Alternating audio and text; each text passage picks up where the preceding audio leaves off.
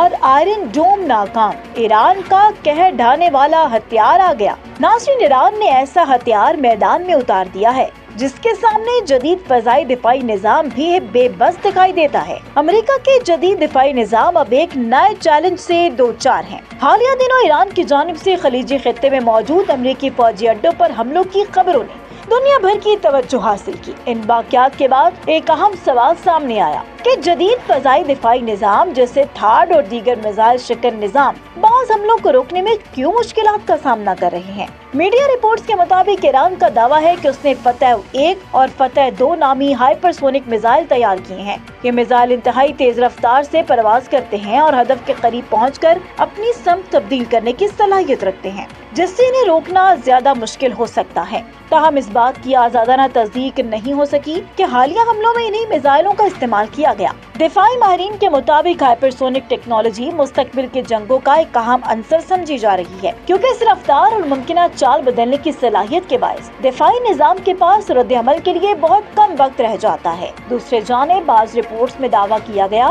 کہ روس ایران کو سیٹلائٹ معلومات اور بعض فوجی تعاون فراہم کر رہا ہے، جبکہ چین کے حوالے سے بھی تکنیکی معاونت کے خدشات کا اظہار کیا جاتا رہا۔ تاہم چین کے بارے میں ایسے دعووں کے حق میں عوامی سطح پر کوئی حتمی ثبوت نہیں ہے۔ اب دنیا کی نظریں اس سوال پر ہے، کیا ہائپرسونک ہتھیار باقی روایتی فضائی نظام کے لیے ایک نئے دور کا چیلنج بن سکتے ہیں، یا دفاعی ٹیکنالوجی جلد ہی اس کا مؤثر جواب بھی تیار کر لے گی؟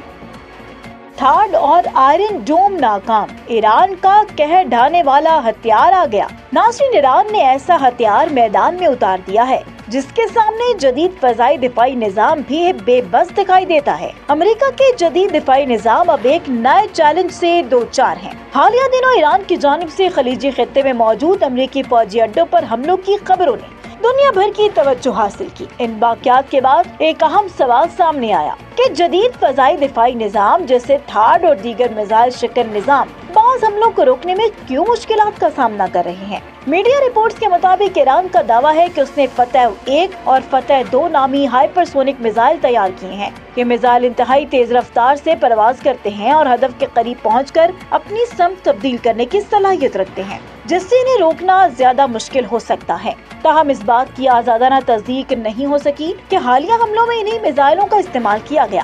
دفاعی ماہرین کے مطابق ہائپرسونک ٹیکنالوجی مستقبل کے جنگوں کا ایک اہم عنصر سمجھی جا رہی ہے، کیونکہ اس رفتار اور ممکنہ چال بدلنے کی صلاحیت کے باعث دفاعی نظام کے پاس رد عمل کے لیے بہت کم وقت رہ جاتا ہے۔ دوسرے جانب بعض رپورٹس میں دعویٰ کیا گیا کہ روس ایران کو سیٹلائٹ معلومات اور بعض فوجی تعاون فراہم کر رہا ہے، جبکہ چین کے حوالے سے بھی تکنیکی معاونت کے خدشات کا اظہار کیا جاتا رہا۔ تاہم چین کے بارے میں ایسے دعووں کے حق میں عوامی سطح پر کوئی حتمی ثبوت نہیں ہے۔ اب دنیا کی نظریں اس سوال پر ہے، کیا ہائپرسونک ہتھیار باقی روایتی فضائی نظام کے لیے ایک نئے دور کا چیلنج بن سکتے ہیں، یا دفاعی ٹیکنالوجی جلد ہی اس کا مؤثر جواب بھی تیار کر لے گی؟